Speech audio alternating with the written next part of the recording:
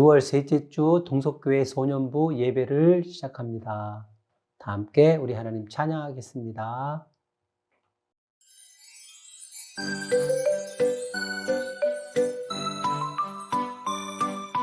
사랑하는 친구에게 들려줄 이야기, 이 세상을 지으신 천지 창조 이야기.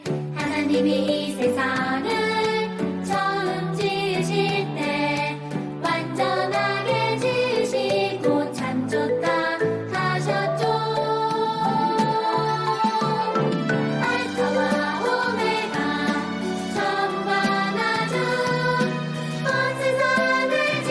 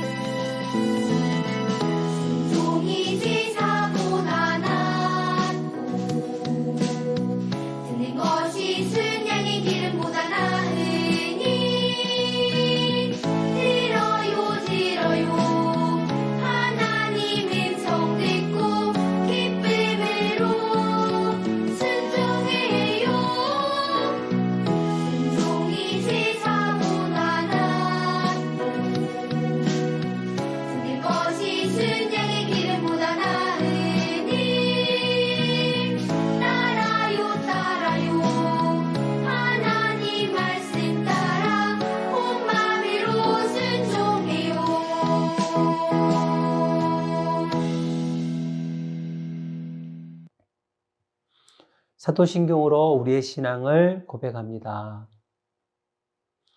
나는 전능하신 아버지 하나님, 천지의 창조주를 믿습니다.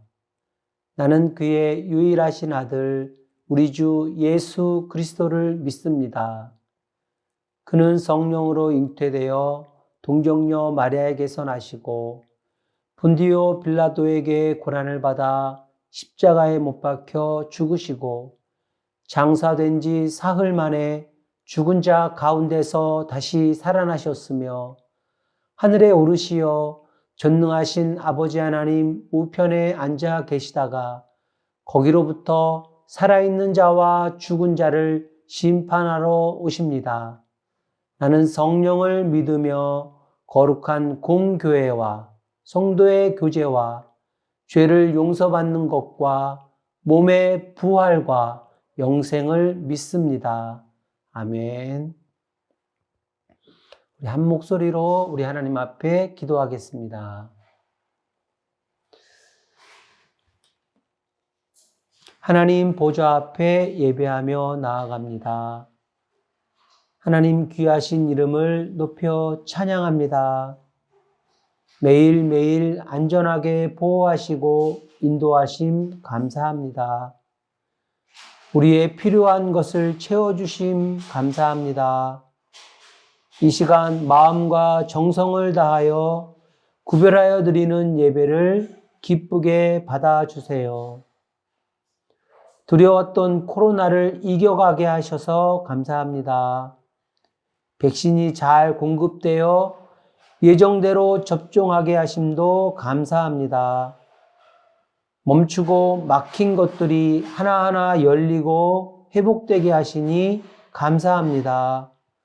부작용이 일어나지 않는 안전한 백신이 되도록 도와주세요.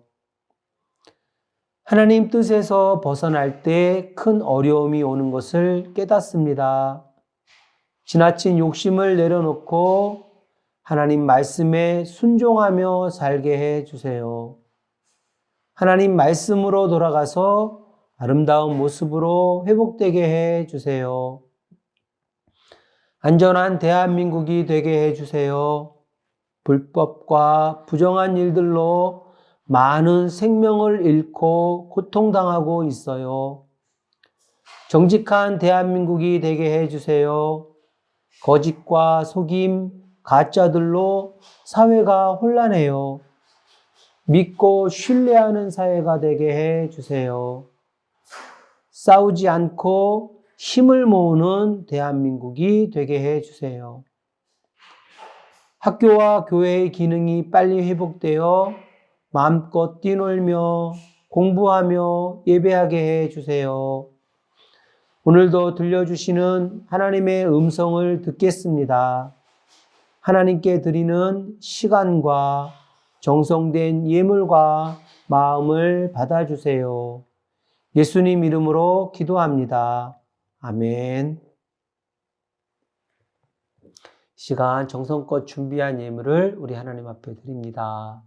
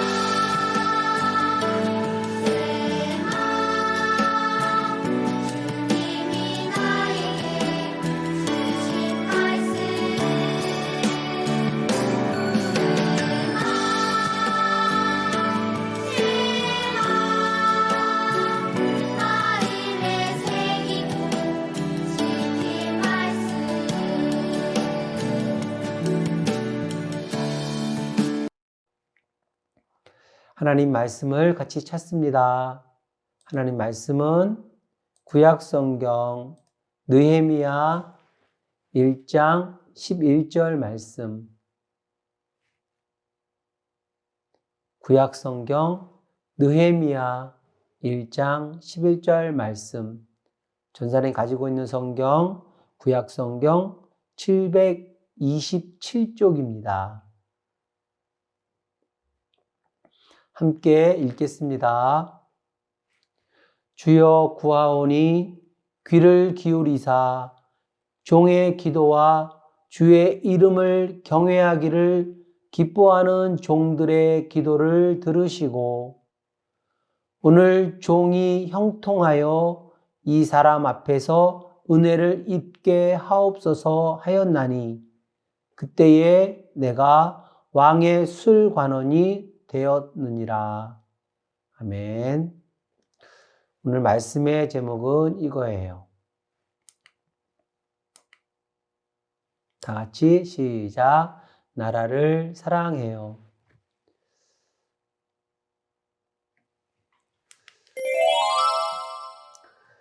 어, 1945년 일본으로부터 독립한 대한민국은 5년이 지나서 다시 남과 북으로 나뉘었어요. 1950년 북한이 전쟁을 일으켜서 남으로 쳐들어왔지요. 3년간의 전쟁으로 수많은 사람들이 죽고 또 많은 재물들이 파괴되고 주거지를 비롯한 전 국토가 망가졌어요. 폐허가 됐어요. 전쟁은 그쳤지만 전쟁이 완전히 끝난 것이 아니고 휴전 상태로 지금까지 약 70년 넘도록 분단의 상처를 가지고 살고 있어요.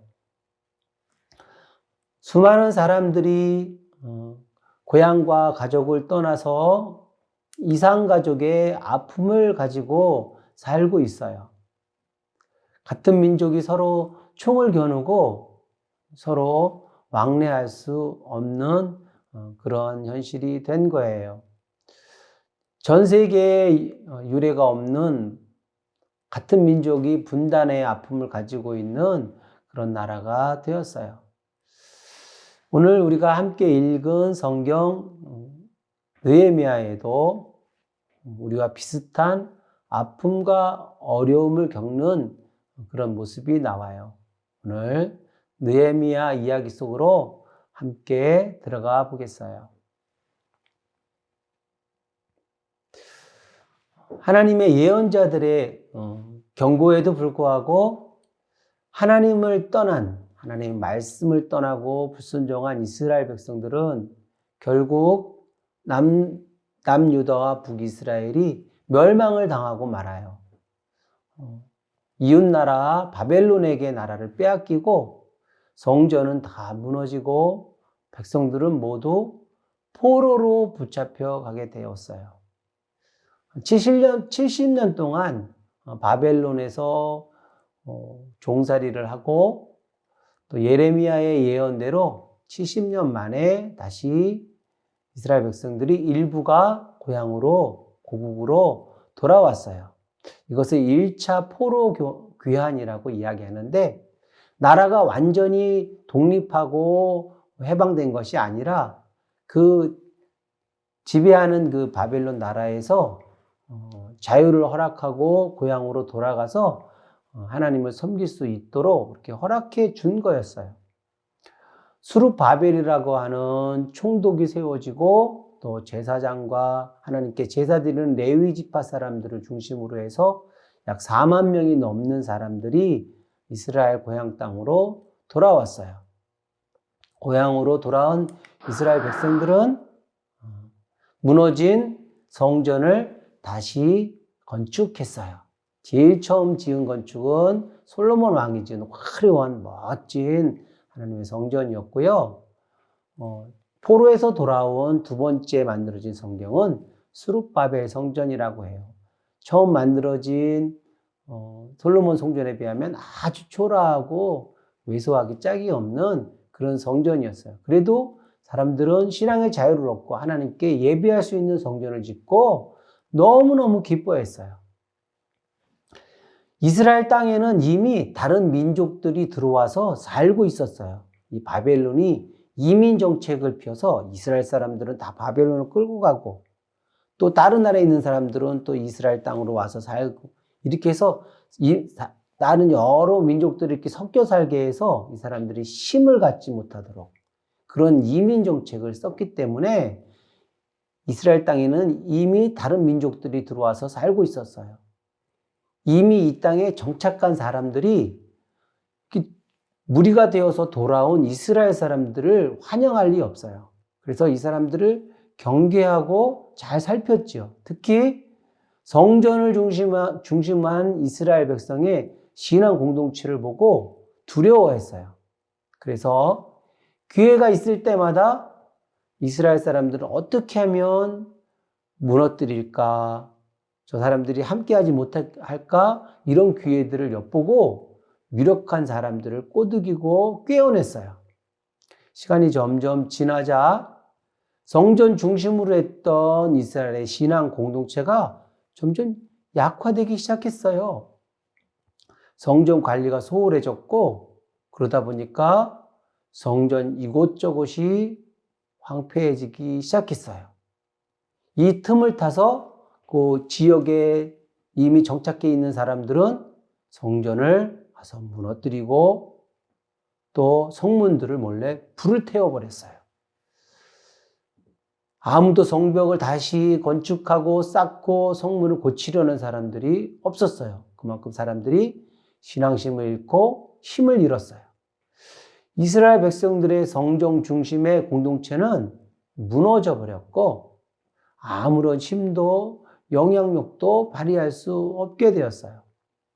성전에서 일하던 레위인들은 이제 먹고 살 수 있는 길을 찾아서 전국에 흩어졌고 하나님을 섬기는 신앙의 힘은 잃고 이방인들은 하나님을 섬기는 성전과 또 하나님의 백성들을 조롱하고 업신여겼어요.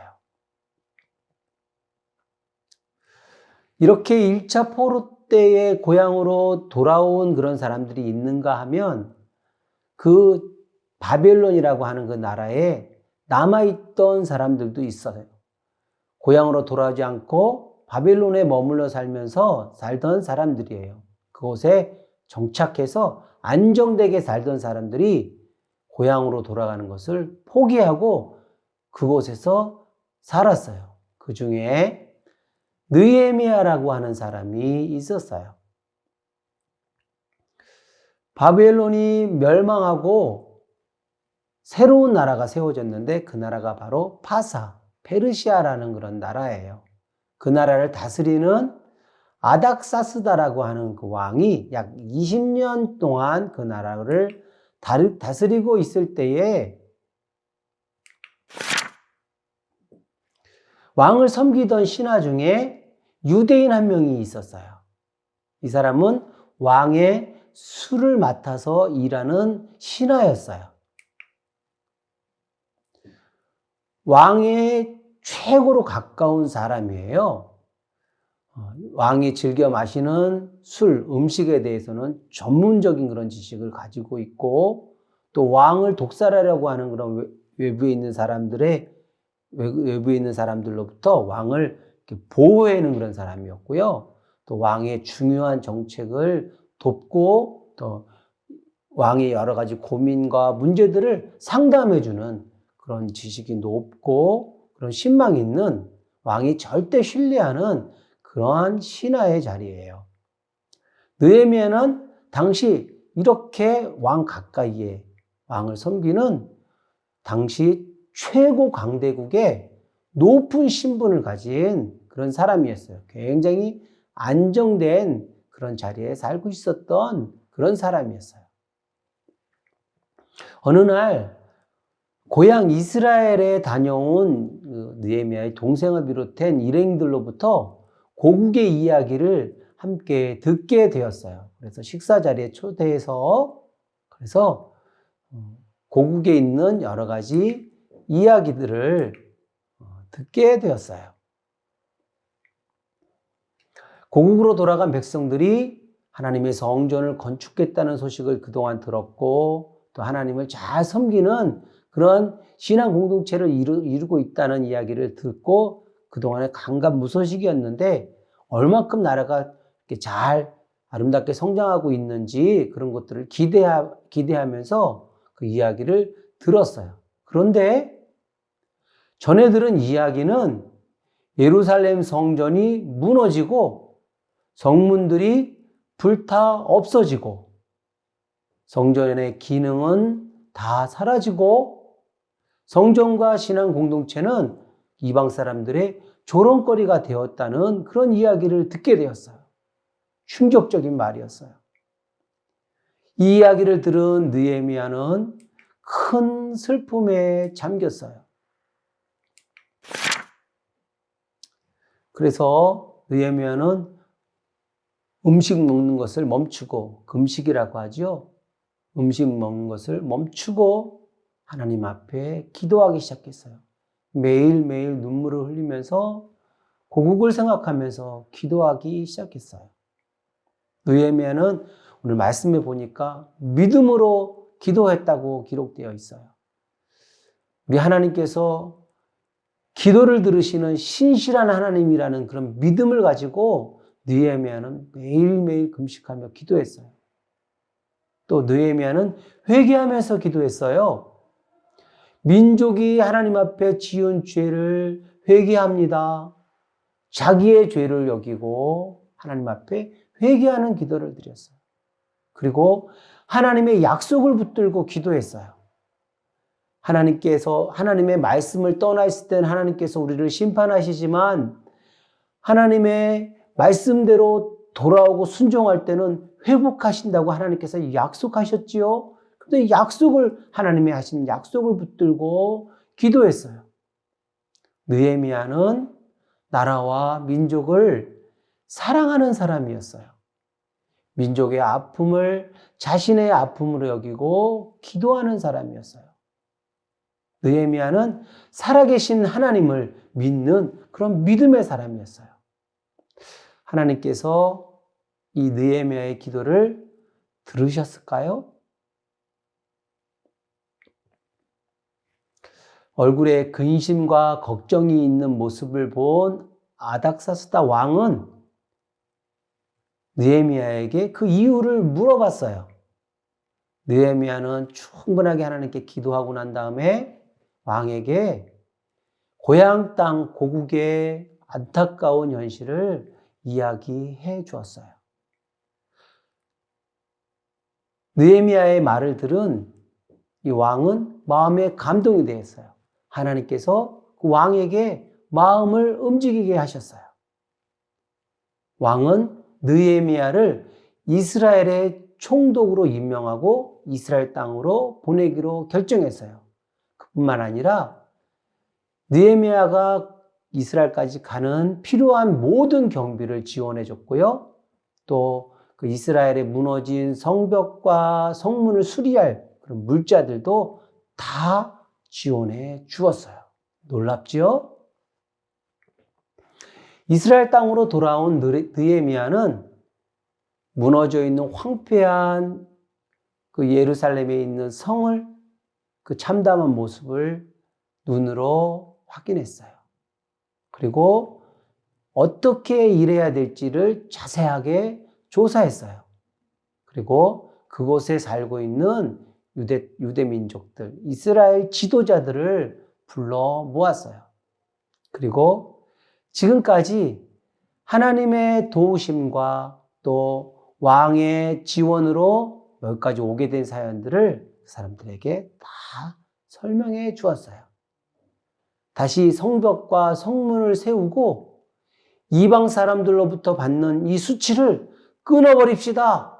이렇게 이야기를 했어요. 그리고 신앙을 다시 회복합시다. 이렇게 사람들에게 설득했어요. 사람들은 느헤미야의 말씀에 감동되었고 함께 참여하겠다는 그러한 동의를 얻어냈어요. 또 많은 이스라엘 백성들이 이야기를 듣고 함께 동참하여 성벽을 다시 쌓기 시작했어요. 무너진 성벽들이 모양을 갖추게 되었고 성문도 새로 만들어서 성에 달아 놓았어요. 이스라엘 백성들이 거기서 하나님을 잘 섬기며 사는 것을 반대하는 사람들이 있었다 그랬죠. 반대하는 사람들이 이스라엘 사람들을 이 성전 벽과 문 닫는 것을 방해하기 시작했어요. 그리고 사람들에게 거짓을 막 유포했어요. 그러나 느헤미야와 이 일을 시작한 이스라엘 백성들은 그 이야기에 동요하지 않고 열심히 성벽을 쌓아갔어요.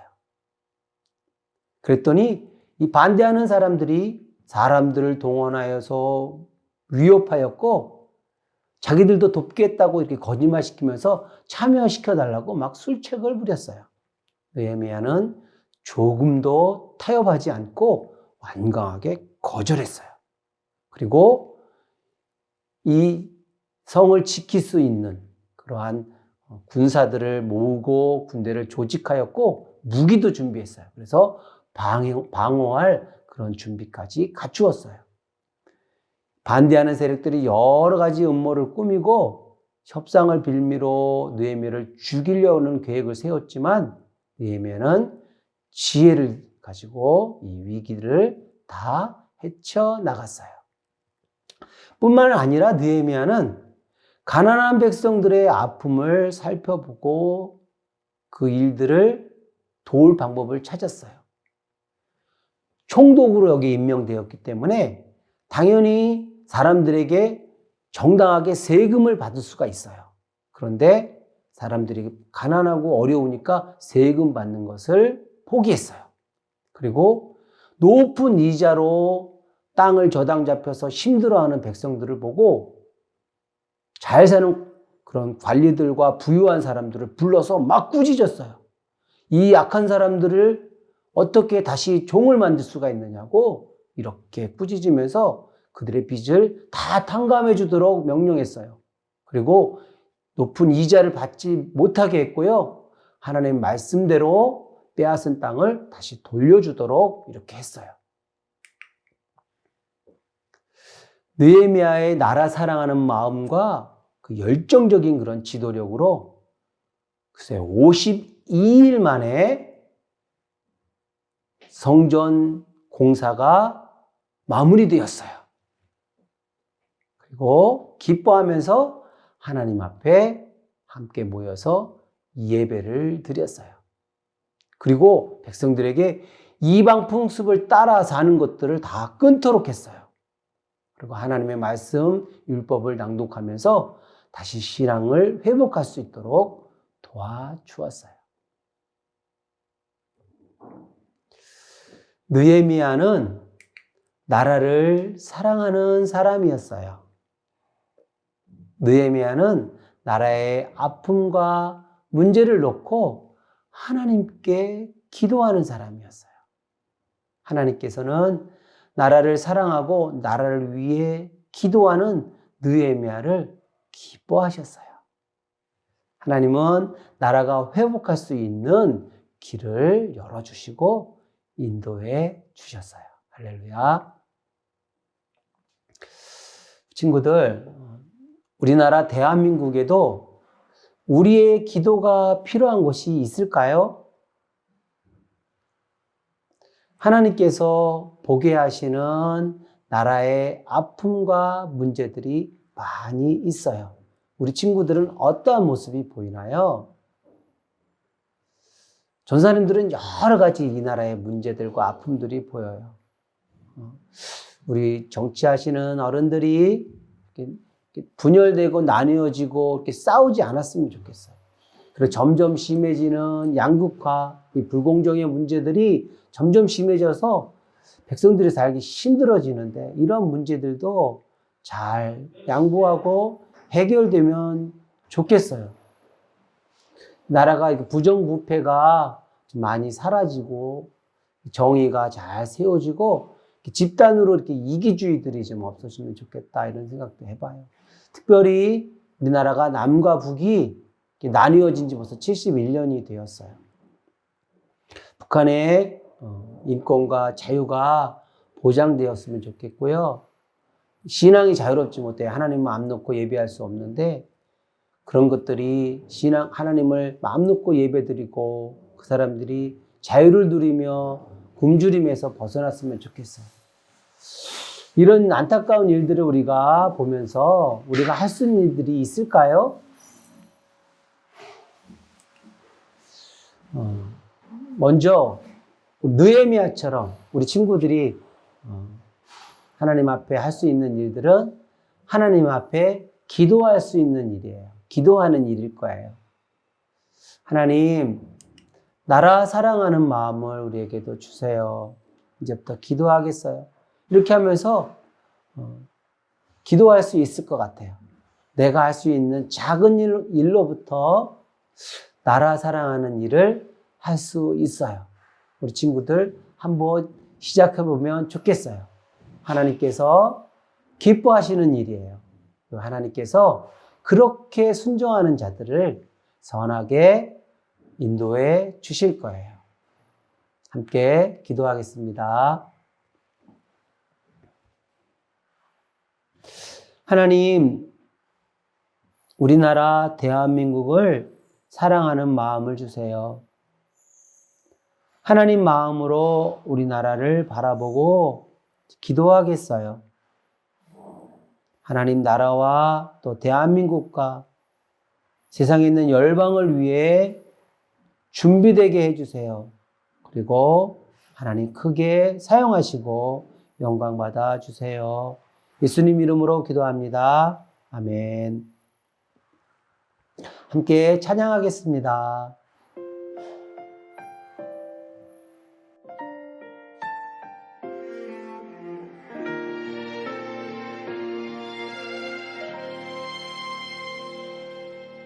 나는 하나님을 예배하는 예배자입니다.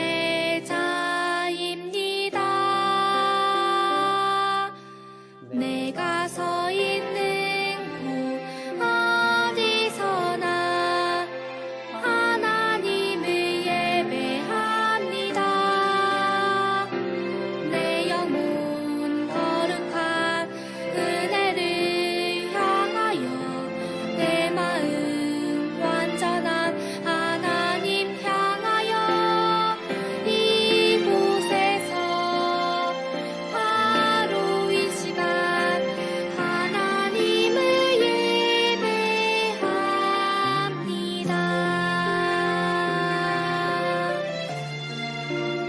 하나님 주신 나라를 사랑하고 기도하는 것, 예배하는 것입니다. 나는 하나님을 예배하는 예배자입니다.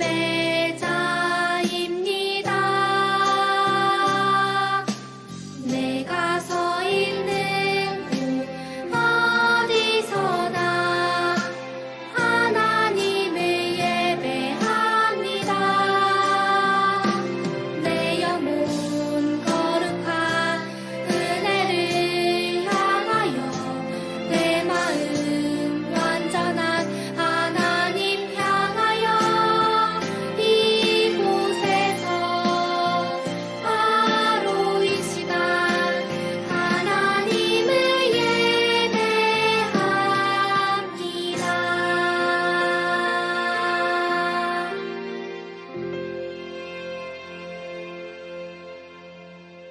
예수님의 기도 드리고 예배 마칩니다. 하늘에 계신 우리 아버지, 아버지의 이름을 거룩하게 하시며 아버지의 나라가 오게 하시며 아버지의 뜻이 하늘에서와 같이 땅에서도 이루어지게 하소서. 오늘 우리에게 일용할 양식을 주시고 우리가 우리에게 잘못한 사람을 용서하여 준 것 같이 우리 죄를 용서하여 주시고 우리를 시험에 빠지지 않게 하시고 악에서 구하소서. 나라와 권능과 영광이 영원히 아버지의 것입니다. 아멘. 소년부 소식을 알려드립니다. 우리 소년부 친구들, 우리 가정 여러분 사랑하고 축복합니다.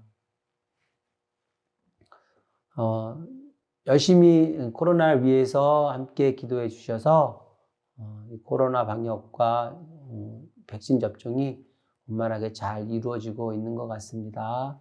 끝까지 기도해 주시고 이후에 부작용이 일어나지 않도록 집단 면역이 잘 이루어지도록 계속해서 기도해 주시기 부탁드립니다. 7월부터 가정공과 어린이공과를 줌으로 진행할 계획을 가지고 있습니다. 다음 주부터 시작을 해볼 건데요. 우리 아이들로 하여금 가정공과에 참여할 수 있도록 부모님들은 협력해 주시기 바랍니다.